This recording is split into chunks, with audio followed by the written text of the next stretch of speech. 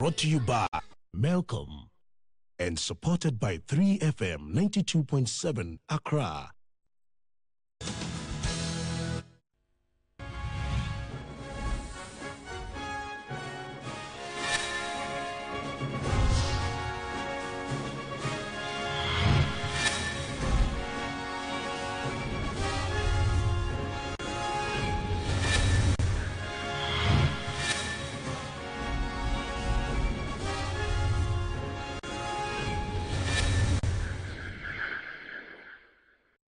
Hello, good afternoon. You're welcome to Agenda on TV3. My name is Deborah Kwabla. For the past 2 weeks, education has occupied every discussion in this country. This afternoon on Agenda, we are looking at improving teacher education. We know that the quality of education is largely determined by the quality of the teacher. And so we are looking at how, as a country, we can improve teacher education. With me in the studio this afternoon to look at this discussion, from far left, we have Professor Jonathan Aku-Fletcher. He's the Dean of School of Education and Leadership, University of Ghana.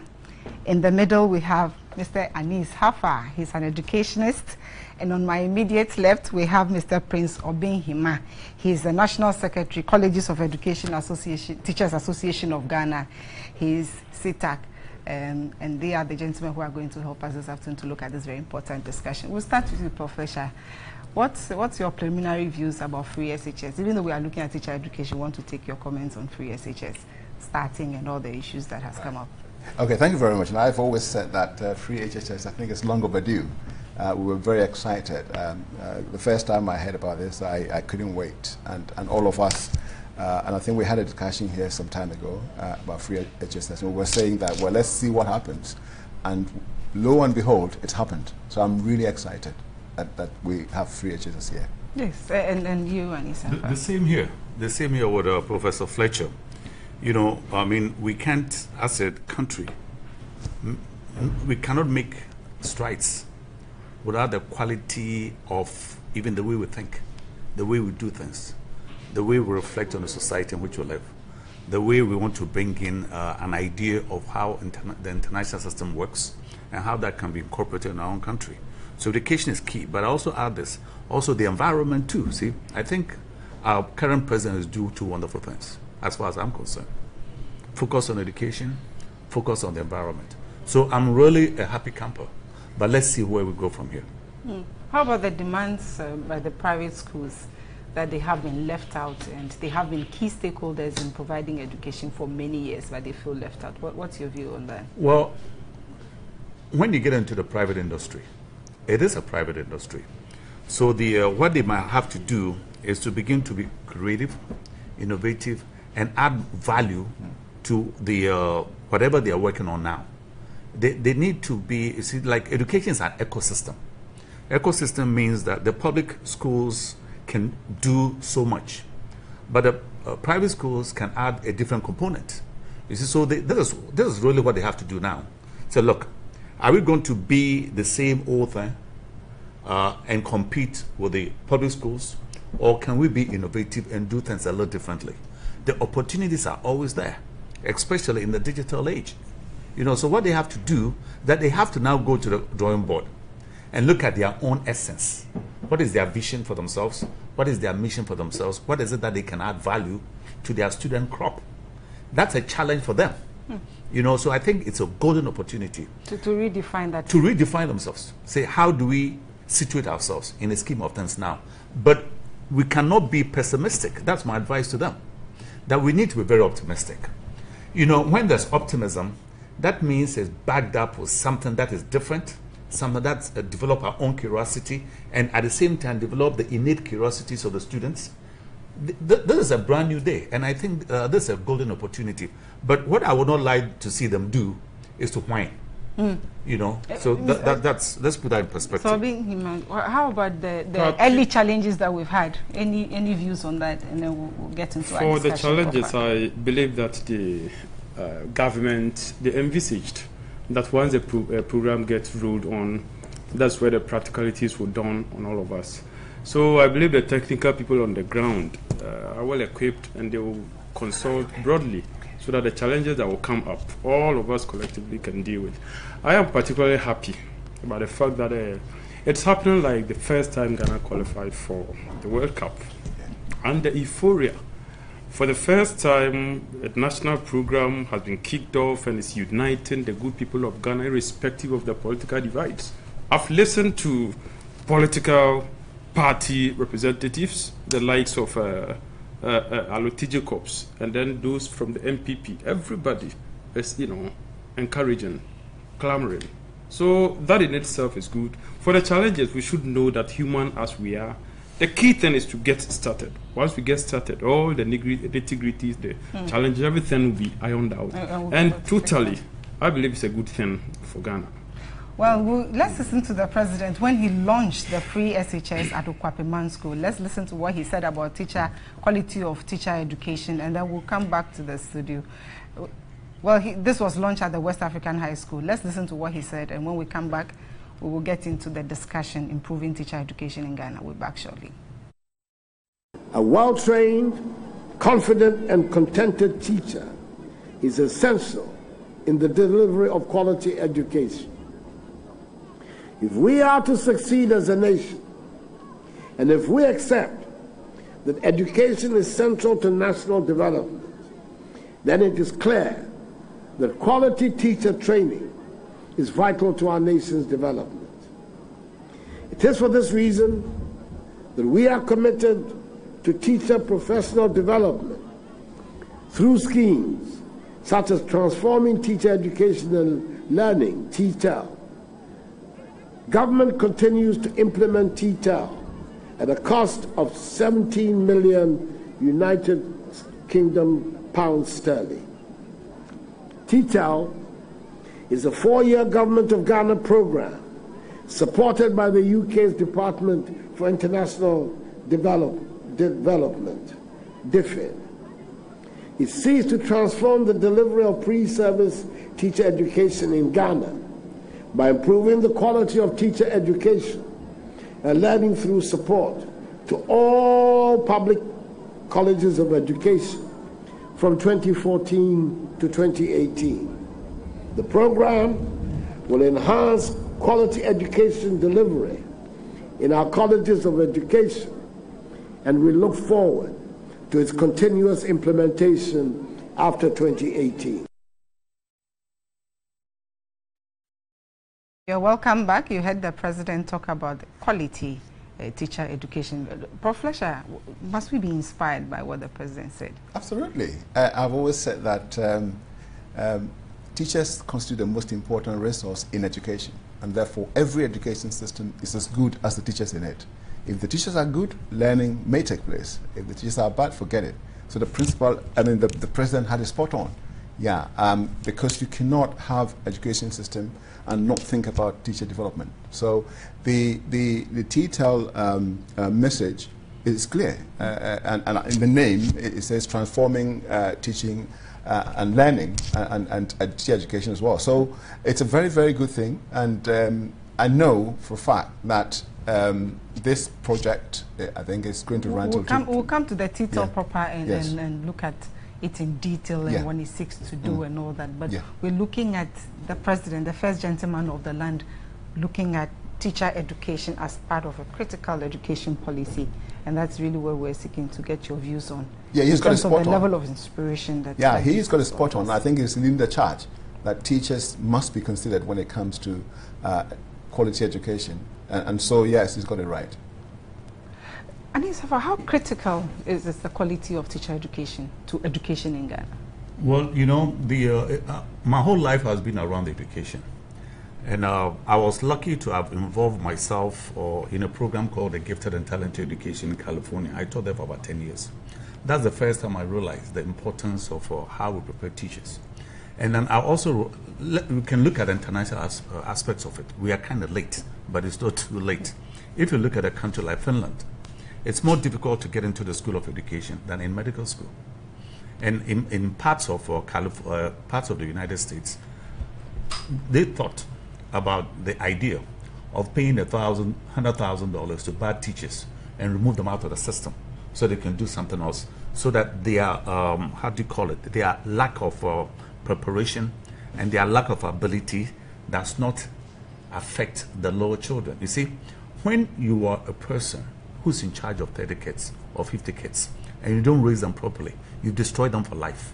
So what they want to say is this, that agent of destruction is going to remove from the system so that we bring in people who are naturally endowed and prepared with the aptitude to teach. So the issue was this. When you begin to look at how we are grooming young people in this country, it really breaks my heart. Because even the environment in which we raise them is a problem. So that when we begin to look at teacher education, not only in terms of the quality, in terms of cognitive ability, even the environment in which we raise young people is very, very important. So hopefully that will be a center stage in preparing teachers themselves. And that's what I mean. Why do we want to educate Ghanaian children in the dust? Why do we want to educate Ghanaian children when we know that there's no toilet in the school? And they're going to be there from, let's say, 8 o'clock to 3 p.m. And then the sad part is that the parents themselves don't care. That part is the mentias. I don't see. Is it that parents don't care or they are helpless? They don't have any. No human being is helpless. Okay, if you don't have 2 hands, you don't have 2 legs, you may be helpless. But if you have mobility and you can observe things and contribute, even in terms of discussion, you know, the other thing I want to mention of this free education thing is this: the government can do only so much, but then it comes to the PTA organizations. You know, and hopefully when we are raising teachers, we also want to raise them to have the conscience that we need to pull the parents in, because the government cannot do everything. Let me give you an example. I was in Kumasi about 2 months ago to visit some of the schools that were there. I went to public schools. I went from Fanspen, from a public school. Those days we didn't have toilets. You go back now, there are still no toilets. You go to school like ECM, Asim, Methodist School, St. Joseph's, no toilets. Or there are toilets, but they are not being maintained, so they've been blocked. What are the students supposed to do? So again, when we begin to look at free senior high school, we also want to look at where they are coming from and how we develop them in terms of even the sanitary conditions, the hygienic conditions. When we talk about we are Christians or we are Muslims, we forget that cleanliness is next to godliness. So these are the elements that have to be incorporated in quality teacher training. You know, parents come to me and they ask, where I have opportunity to take my child to school A, school B, school C, where should I take my children? I said, you go to the school environment. And look at your children will need to use the bathroom sometime or the other. They need to eat sometime or the other. They need to sit somewhere sometime or the other. Which are the schools that will perform those functions for you? I said, keep an open mind. You love your children, don't you? Yes, we do. Which environment do you want to place them most times in the day? So that is the question. So back to what you're talking about, let's begin to also look at how clean we ourselves get as human beings. And this should be factored into teacher training. Of course, teachers should lead that charge. And again, when I was in class 1 in the village, we didn't have any money. I don't know how well the teachers were prepared because we didn't speak English, and I believe some of the teachers probably weren't that articulate. But our grounds were clean. We used to cut bamboos over the weekends. I was in class 1. Cut bamboos to build our own hedges. And then we grew our own flowers. So right there, that environment was conducive for the cognitive growth of a human being. And I'm telling you this after about 60 years. It's still a reflection on my mind. What are some of the challenges with teacher education? You are from the association. Some of the the challenges are enormous. Let me look at the curriculum. It's good that T-TEL has come to the rescue, because you look at the demands of 21st century Ghana. What we need a child who has grown up in Ghana to do today is different from the expectations of somebody who had gone through the school system immediately after independence or around the independent time. Around that time, they were training people to just man these shops and what have you that were around to pray, to read the Bible. But today, it's different. But we have still not been able to do away with that mentality. The very things we learn, the curriculum, we are still used to the exam-oriented kind of curriculum. When we know that for you to become a good teacher, It's not just about ability to write exams and pass. It is about you going through the practical aspect to build what we call student practicum, so that you will spend a lot of time going through the practical realities that are there when you become a teacher. So shouldn't we be looking at a combination? Even though we did teaching practice, but I must commend this T-TEL thing that has come. If you go to my own college, for instance, Asiedu College of Education, the Challenge Fund, we decided to look at the impact of teaching practice on, teacher training, pre-service teacher, and you looked at the new dimensions, the new ways of doing things, the new ways of supervising the student, where the teacher trainee wouldn't see supervision as, some kind of an attempt to slander him, an attempt to fail him or something like that, but he sees it as something he's partnering with you, the mentor, so that he goes through before even the student is allowed to, or before we see him, we make sure we discuss with him what he wants to teach, what are the methodologies that he wants to use, what are the teaching learning materials that we want to use pre-observation conference, so that during the observation you observe the student, and after the observation you sit down with him, so he sees you as a partner, but not as somebody who has come to butcher him or her. And equating examinations to butchery. And it's working. It's fantastic. You go around the schools that were selected where this the program was piloted. You go around there, everybody. The results very amazing. So I believe that the ways of doing things have to change. So infrastructure, critical curriculum is one of the areas one of that them. We need to. One of them, infrastructure. Talk of ICT. Apart from the colleges that are in the hearts of cities, Kumasi, Accra, Takoradi, Tamale, those of us that are in other places in the northern region, my colleges that are in Brongahafo, Atebubu, and other places, I am telling you, on the campus, we do not even have access to internet connectivity.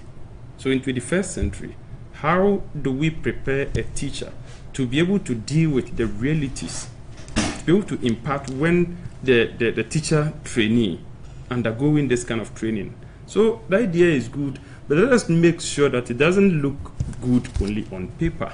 We go down to ensure that what we have in Atraco, Accra College of Education, what we have in Ola, what we have in Takoradi, what we have in, should also be at Bewa, should be at Atebubu, should be at all the places, so that it doesn't matter, irrespective of where you be trained, you come out as a teacher well equipped with competencies and what have you, to be able to deliver for the benefit of Mother Ghana.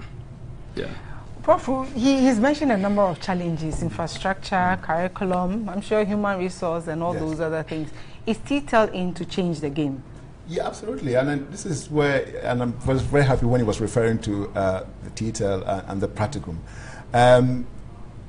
Once upon a time, the teaching practice, for example, students were out for only 6 weeks. Now, I remember when I was trained to become a teacher, the first time that I went out into the schools was in the third year. So the first year, I never went out. Second year, no. The third year, I was out for just about 4 weeks. And then until the final year, I did 6 weeks.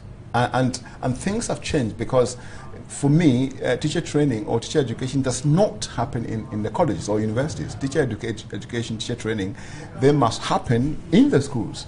And so T-TEL is supporting, and the good thing is that if you look at the current teacher education curriculum, the diploma in basic education curriculum, the good thing is that the students are spending 2 years on campus and 1 year outside. So there's more time. Exactly. So 30%, over 30% of the time is spent in the schools, and that's where they belong. And so, and of course, you cannot leave them there without support. And what T-TEL is doing is that it's supporting the mentors that you just mentioned, and also the college tutors that are linked tutors actually work with the mentors. So, for example, he goes there and then he supervises students or observes a student's lesson with a mentor. Yeah, in a way, he is finding out how the mentor is doing the work. And so he sits there, he's a college tutor, he sits there, looks at how the mentor is giving feedback. And he uses the opportunity to coach the mentor. So even though he's in the college, there's somebody in the school there doing the work that he would have done if he had gone there. And this is one of the things, one of the many things that T-TEL has done, and it's working like magic. We've had a independent research about how beginning teachers are working.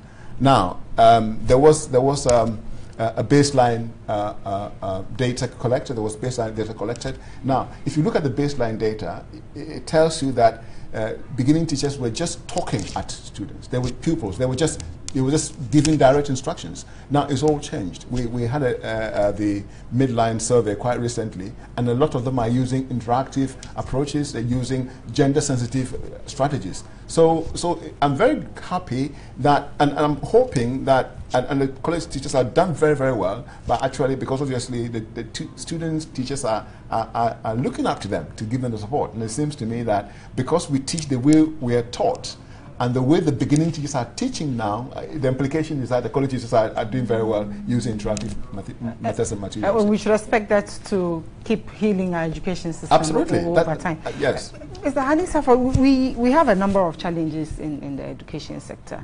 Sometimes when we have projects that are funded, beautiful projects, nice documents, funding to do everything seems okay. And then when projects are over, things change. What should we start doing right now such that we can institutionalize a lot of these things that are happening? Okay, there's a lot that goes into your question, but I would like to focus on the standard methodologies that have been used today. And these are things that are counter to our culture. People have to believe in what you're doing. It's very important. And they have to see that there's a professional progress with what it is that they're doing, so that it becomes part of them. So that even if a particular program that is being paid for disappears, you as a human being have improved in the process, and you're going to continue what it is that you've done, or what you were paid to do at the time. Remember this, we need to be professional. A professional is someone who believes in what they do. A professional is someone who's confident about themselves. A professional is someone who sees the results of what they are doing. So that when that is institutionalized within that human being, then it goes on forever. If you don't believe in what you're doing, as soon as whatever support systems that you again disappears, then you go back to square one. These are the critical issues that we have to begin to understand. Nobody can, let's say, maintain you forever. Or I don't see any foreign government that can do things for us forever. Like they say, just teach the person to fish so they can go on their own. But the point I want to raise is this. Sometimes our culture is an impediment, especially when we are giving of ourselves. You know, you go to a shop, for example, and this is our nature. You go to the shop, for example, and the person that you are buying from doesn't pay that much attention to you. They look at you as a problem. The same thing happens in education. We want to begin to look at what it is that we do intrinsically to elevate us. And what I want to say is this. Our culture gets in the way, especially in the classroom. And I've noticed this. And it's one of the most difficult things for me to get over when I'm doing teacher training. And this is what I mean. In our culture, the older person is supposed to be wiser than anybody else. I mean, if you look at me with my white beard, I'm supposed to be wiser than everybody else. But I think what Prince was saying, that we need a collegial attitude. Even if you are teaching KG1. Normally, when I do training, I go to KG1 first. That's the foundation. That's the foundation. It starts there. That, look, I'm just like you, you know, and I want to learn to think like you. Now, what we do in our culture, which is also detrimental, because I don't think we've polished the nature or the quality that we are looking for that much. Let me tell you, some of the brightest people whose work I've read are educators, and I'll mention only three. Maria Montessori, John Dewey, and then Piaget. Now, they took it upon themselves to understand how the mind of the child works. We in this culture have done it the opposite, that we want young people to understand that, but it doesn't work. If I'm 70 years old and I'm teaching a 10-year-old kid and expect a 10-year-old kid to understand me, then I'm assuming that this 10-year-old kid has lived another 60 years at par with me. You see? So what we do now is that we leave the least qualified people to teach at the lower levels. That's the worst that we can do in this country. Those in the professors with the PhD degrees and that sort of thing, they have to be visibly seen at the lower levels. That if you are that bright, teach the younger ones. You see, the older people can really, in the digital age, they can take care of themselves in some way. But what we do now, and we have to really address this in the culture, that we are not that superior where we think that a younger person that I'm teaching cannot be at par with me in a collegial way. You know, it's these days, again, with digital technology, when I teach, let me be honest with you, it's becoming much easier for me now because I solicit information, ideas that I didn't have myself. So that when you come into me with the new information, now I'm looking at you as a colleague. I'm not going to look at you in a subservient position. That is what in Ghana we need to begin to understand. We get intimidated by people knowing things that we don't know. But then if you do that, you are not a teacher. A teacher is a person who's able to solicit information that is brought to them that they themselves did not know. So this person is prepared for life, with or without you. Now, how the culture can handle that is a problem. Now, I'm talking like this because of the program that I was with that I told you about, the gifted and talented education. And the focus is this: teach this younger person to be brighter than you. We don't want them to be like you. You are here already, big deal. Teach them to be brighter than you. And I'll tell you this, on the basis of that the California formed Silicon Valley and the rest of them, because we didn't want to teach people the orthodox way. We didn't want them to be common. We wanted them to have an uncommon intelligence. Uncommon intelligence is what drives the 21st century. It's not some information that is being decrepit and is available on the internet 24 hours a day. That does not make you new. That makes you old. What makes you new is the new stuff that is coming from you in your own right. Something that you develop out of your own curiosity. And you put your energies and your passion there. So when you bring it out, you are new. You are different. You become the go-to person. These are the new elements that have to be introduced in the teacher training. Whether we can do that or not is another matter altogether. Prince, looking at what we need to make sure that the teacher can go out there and be motivated and do, what do we say about the caliber or the quality of resources, the people that apply to teacher training institutions? He said something earlier on about the brightest of the students apply. It's more difficult to get into teacher training than medical school. But here is the reverse. When you look at this year, those who are to report, those who have just been admitted, they say that the very result that should take you to the technical university, to the public university, is it that should bring you to the college. So unlike those days that you had people saying, let me use that as a stepping stone, so that later on when I get something better, I'll leave off and then go and do it. There's some people with grades that qualify them to even go do medicine are coming to the colleges. What's making the difference? You realize that these are people who are passionate about teaching, not people who failed and could not have anywhere to go and that they thought that was the last resort, they had to come. So raising the bar and ensuring that if you did not have the requisite qualification that could take you to any tertiary institution, you would not be admitted. I think it's something good that we all have to encourage. We need to commend the NCT, Prinkoff, and all the other people who put the thing together. More recently, the bringing back of the teacher training allowance, is that the reason people are getting more motivated? Because not we know really. Teacher training has always had not some really. With or without the allowance, we have people who were committed, who felt they had a call, they wanted to be teachers. That's why they bought forms and went to the colleges.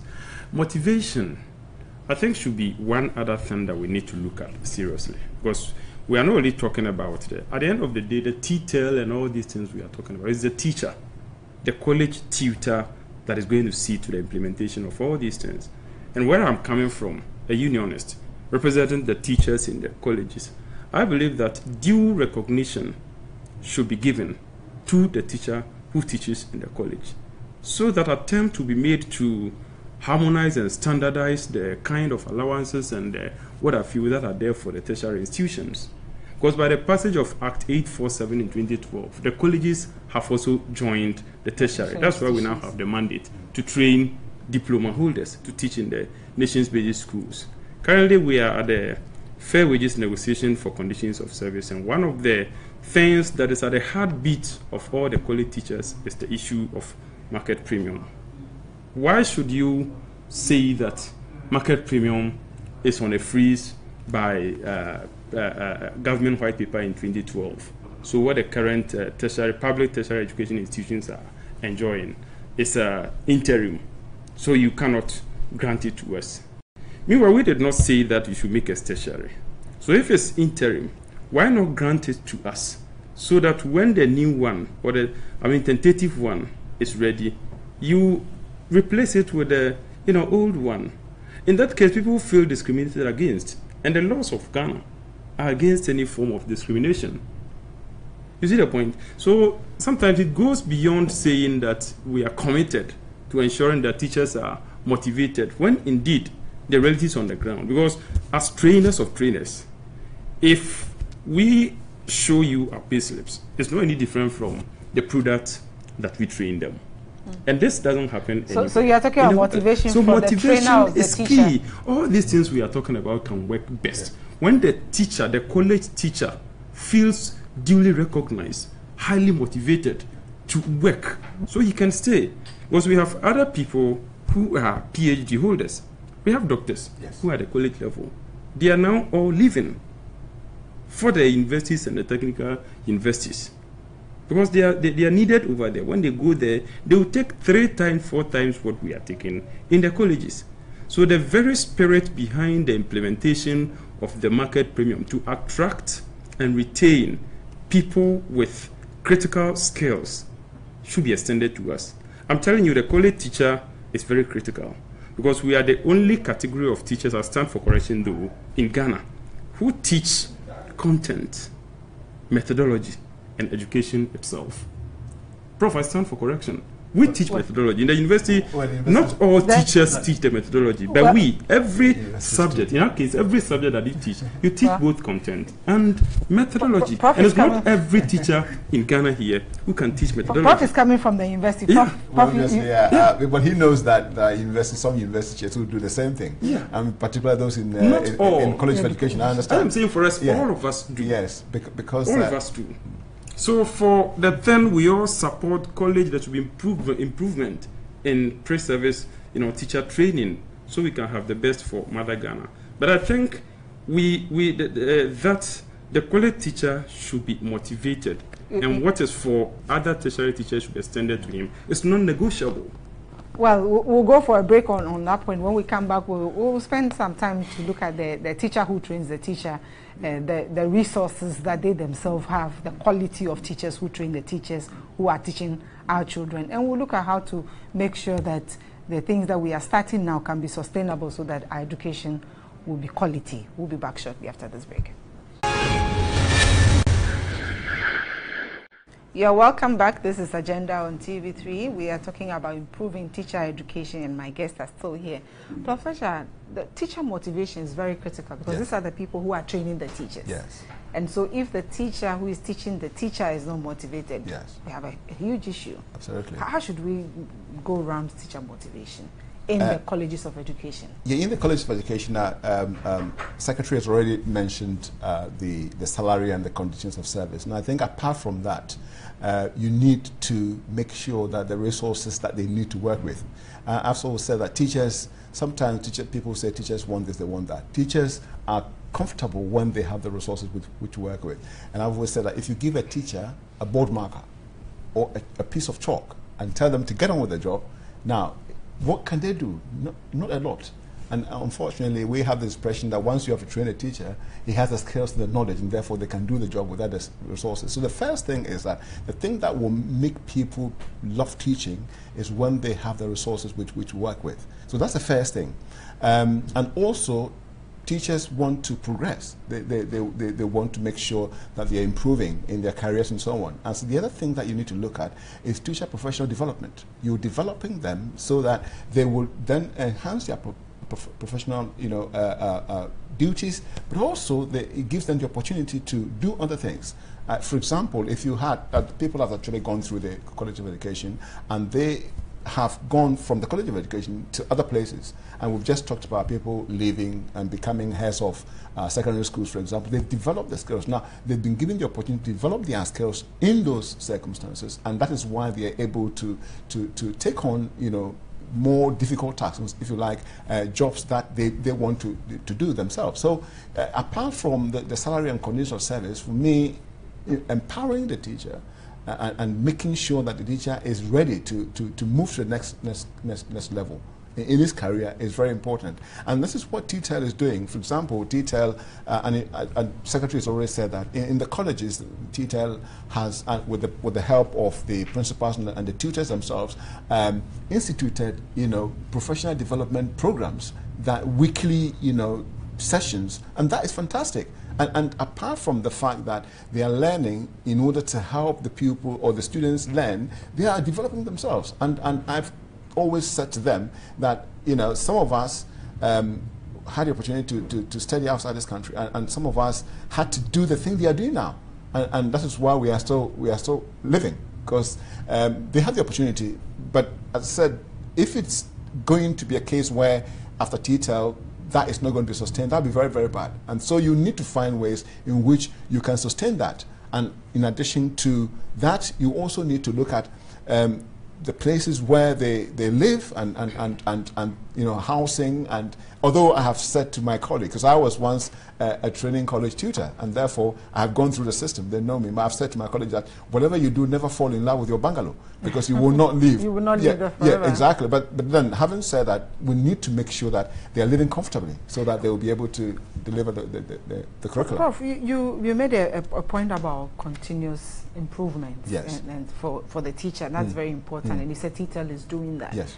But people aspire to move on, and yeah, unfortunately in this country, the paper you are holding, the certificate you hold is very important. Yes. So today you have a master's, you yes, want a PhD, yes, and you want to move on, and yes, that takes teacher away from the classroom.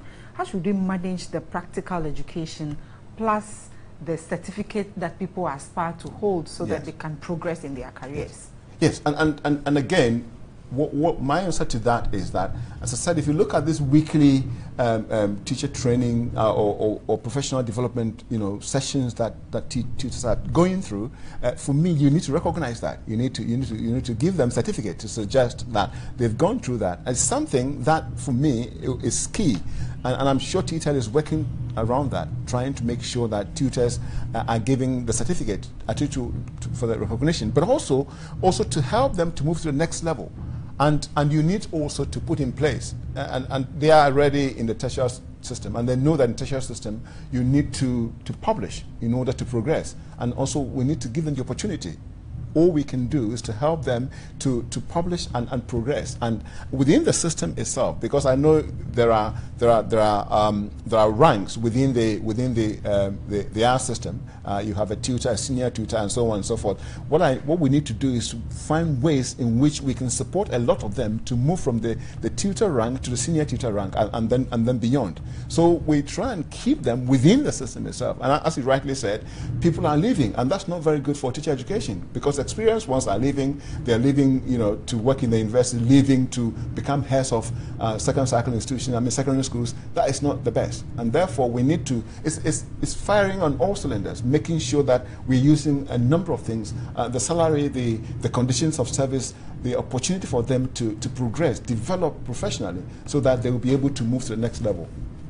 Apart from those who are leaving, how do we attract new skills? Because the teacher is very important, because he's training a teacher who is holding the key to the future of Ghanaian children. So we should be attracting one of the finest teachers we can find in education. And here is the case. We hear that some are leaving and all that. This is worrying. We should do something to fix this. Prince made the point earlier that there are those who really are natural-born teachers, and there are those who find themselves accidentally in teaching. I mean, my first degree was not in education at all, but then I realized that I had a skill. I could write well. So I was invited to take examination to see if it qualified me to teach in the US. And then I got in, and that's my love. There's nothing in the world that I want to do beyond that. But again, as Fletcher is saying, human beings need to be comfortable. For me, I'm effective because I have my own laptop. I have access to the internet. I have a printer. I have reams of paper. So I'm able to generate my own teaching and learning materials. I also have my camera, the smartphone. So I'm able to take pictures and do videos. And all of these things prepare me with materials. So part of, I think, what the teacher education system has to do is, people need to really enjoy what you're doing. That's also very important. You see, you progress when you enjoy what you're doing. But if you're a whiner, or if because you think you are dispossessed of the necessities for teaching, that becomes another problem. But what I'm suggesting, though, is that there are particular things that every teacher in this country needs to have. 1, a laptop. 2, an access to the internet. 3, they need a smartphone, and they need a printer. Frankly, that's what I work with, and I develop all kinds of things. For the teacher? Well, the system has to be, system has to be able to provide that. But then I will tell you this other thing too. If a person cannot have a printer on their own, at the school sites, they need to have that. If a person cannot afford the internet facility, at the school sites, they need to be able to afford that all over the districts. So what I keep saying is this, and this is probably beside the subject, but let me tell you this, that if you look at the 200 districts in this country, every district should have a teacher training component in the district. The teacher training colleges that we have are not enough. They're not enough at all. For example, if there's, let's say, a cluster of 10 schools, they should have a teacher training component right there. This is what, and that is going to be manned by the teachers themselves for continuous development. Many times we wait for some teacher process, some directive to come from one ministry to the other, or tell you that this is when you have to do this and that sort of thing. All that is passé. It should be in a position where, let's say, about once a week, or at most 2 or 3 times a month, this is where we meet as a cluster. The science teachers meet together, work as teams to develop their teach and learning materials, support each other. The English teachers have to do the same thing. The IT teachers have to do the same thing. Those who are teaching the social studies and so on. So it has to be grounded in very manageable proportions. So you don't necessarily have to wait for a teacher training system to kick in. I train myself all the time, and I think others can do it too. In the sense that I know what I need, and I know where I can get what I need from. And I also have affiliations with other people who are doing the sort of things that I'm doing. So what I'm saying is this, when it comes to continuous education, that's very important. That's what I said earlier, that every human being wants to add value to who they are. Every human being wants to add to their profession, and so that they can speak with some authority and be, what I keep saying, the go-to person. If you need a good chemistry teacher, this is the person that you go to. If you need a good physics teacher, this is the person that you go to. And I think every teacher needs to aspire that way. But then what are the means to get that done? That's what I'm suggesting, that every district in this country need to have a component where there's training. It has to be a place where there's electricity, for example, where there's water, where there are computers. And it doesn't have to be a big deal. One of the rooms can be converted into a computer room that has about 30 or 40 computers. When I teach in the rural areas, we go to places where they already have computers, and then you bring the others in. In fact, there was a program that we did in Kumasi where we rounded up principals all over the country. Some have not even seen computers before, where you bring them to Kumasi, this site, and train them not to be afraid of the computers. But then and some bought their own laptops too. There was a program that was done where you pay so much every month and you have your own laptops. So that's one way to do it. But even that, there are schools where there are computers there already, but they've covered them up because the teachers and the principals are not comfortable with those machines. They haven't been taught to use them. That's right. You mean the head teachers? The head teachers and some and the principals. Head teachers. Yeah, head teachers, not principals. Yeah. Oh, did I say colleges? No, you said principals. We said principals. Yeah, some of these schools had not headmasters; they had principals there. Okay, then private schools. Right. No, it wasn't a private school, but I don't want to get there. Yeah. They were principals. In fact, the training that we did was for principals. We brought them from all over the country to Kumasi. Some of them were afraid of computers, and then when you went back, you had to convince them that please let the kids use the computers because they would not spoil them. The only way they will spoil the computer if they pick it up and drop it on the floor. Yeah. In many cases, we even have to beg. Use computers, Yeah. and you have to convince them. So again, I keep talking about the mindset too, that we have to be seen to be doing things. Yeah. We have to be seen not afraid. We have to be seen to be innovative. That's what I talk about. When you ask about what the private secondary schools would do, they have to be seen to be doing something different. Yeah. all along the lines of education. And let me tell you, this is the 21st century, and we have great opportunities to be innovative, especially with the technology, digitized technology. That's very important. How do we make sure that the programs that we are implementing right now, you talk about T-TEL and the methods that T-TEL is bringing to change the curriculum and all that, how are we making sure that the teacher who is being taught to use these is able to continue upgrading themselves when they are out of school so that the quality of education can be maintained? Because in the school system, very easy. But out of the school system, without personal development, it is about giving the person that survival skills whilst he's in the college. Once we give him the survival skills, and it all boils down to the internet connectivity I'm talking about. Because out of are we giving teachers, the trainee teachers, the survival skills? We are given currently, but it's not enough. That's why I've pointed out one. Let us ensure that internet connectivity on each campus is not a matter to be negotiated for. It is unconditional. It must be there 24 hours. Because whether you are studying geography, home economics, what have you, if the person has skills in ICT, it helps to make the learning easier. And when he completes school and he's not under the tutelage of any tutor, he can work on his own to develop. One key thing we also need to do to improve the quality of teacher education generally is to work so hard to change the current curriculum we have. I know that T-TEL, in conjunction with National Teaching Council, are working together to get a framework so that we'll have new What's the challenge? What's the challenge with the curriculum? What we have in place is so theoretical. At the beginning of the semester, the student registers about 6-7 courses that he has to write and pass. If you don't pass those subjects, you won't progress to the next level. So they are so busy studying during the daytime and in the night, and they have no time to think about some of these practical things. It becomes so practical oriented.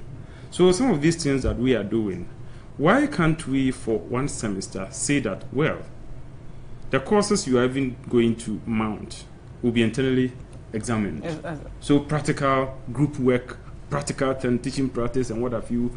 Prof made an important point that to be able to train a teacher today, it doesn't lie out there in the classroom. It lies out there on the field. So you get opportunity we have very little time, to go through the practical times and practical activities and all of that.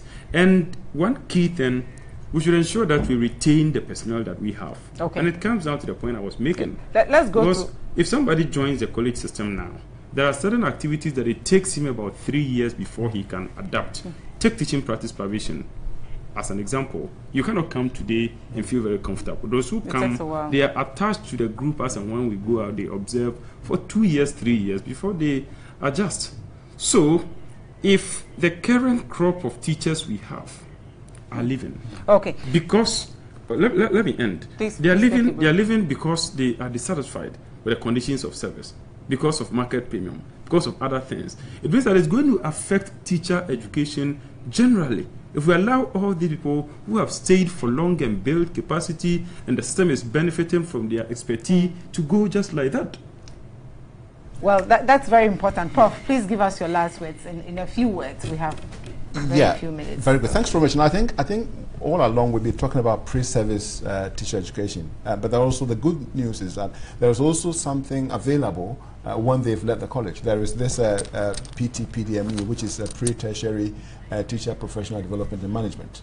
And so hopefully, and I'm happy Princess mentioned that there is a curriculum framework, a new curriculum framework, together with national teachers standards. So, all these initiatives are helping to make the teacher a better teacher. And so hopefully, if we are able to create a curriculum from the curriculum framework that will suit every individual, I mean, because you're taking into consideration every pupil's learning needs. So we need a curriculum that can do that.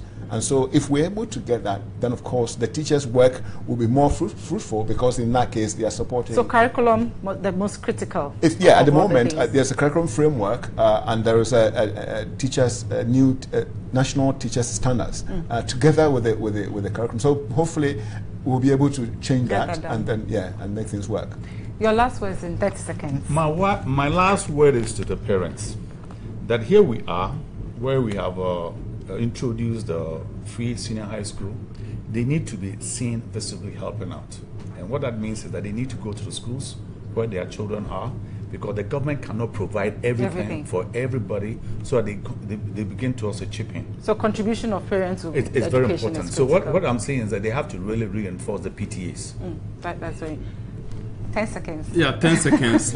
Let me say good evening to all members of the Colleges of Education Teachers Association of Ghana, most especially my president, Reverend Joseph Inchia Samoa, and the rest of the national executive officers, all my zonal chairpersons, the local executive committee members, and my principal, Mr. Wayuza Karia, really College of Education, and all the people. We are having a council meeting, national council meeting, association, to take some decisions that I will not be able to divulge over here. Well, we wish all those who travel down to Kumasi safe journey. Well, yes, we wish all teachers in the colleges of education well on this behalf. Thank you very much, and we wish you well in all your deliberations as well. Thank you very much, Prof. Fletcher, and thank you very much, Anissa Fire. Thank you very much, Prince Obin Hima. Thank you very much, gentlemen, for throwing light on this very important discussion. We have started free SHS, and this is a national program, and all are saying that this is a good program, but we need to back this up with quality teachers, because education is really what will define this country. And my name is Deborah Kwabla. God willing, same time next week, we will be here with another discussion. Thanks to you for being part of the show every Sunday. Thanks to the production team. Enjoy the rest of your weekend. Bye.